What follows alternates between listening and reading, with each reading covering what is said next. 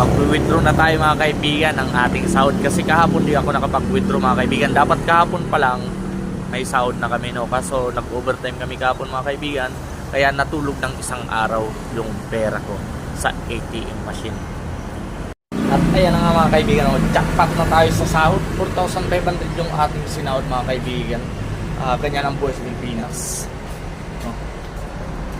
Kaya titipirin naman natin to. Ipibento ko sa inyo mga kaibigan kung paano natin to ibabudget.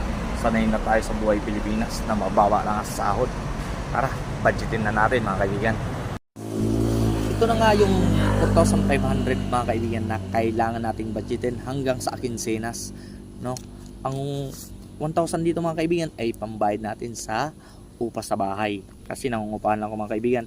At yung 1,500 mga kaibigan, dahil buntis si Mrs., pampa-check up niya to at pampa-ultrasound. Yung 2,000 mga kaibigan na sana pambili ko ng gatas ni baby at pang diaper. At yung tira lang sana dito mga kaibigan, yun lang ang pang grocery.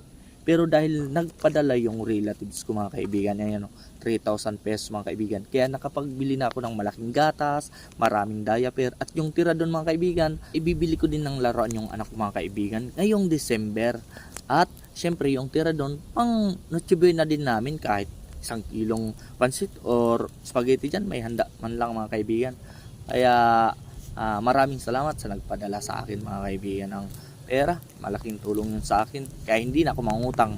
At dahil may nagpadala nga sa atin mga kaibigan, itong 2,000 ay pang grocery natin at pang araw-araw na gastos. Makakaluwag-luwag tayo ngayon mga kaibigan. Kaya salamat na lang sa nagpadala. At ganun lamang ating budgeting dito sa Pilipinas para makasurvive.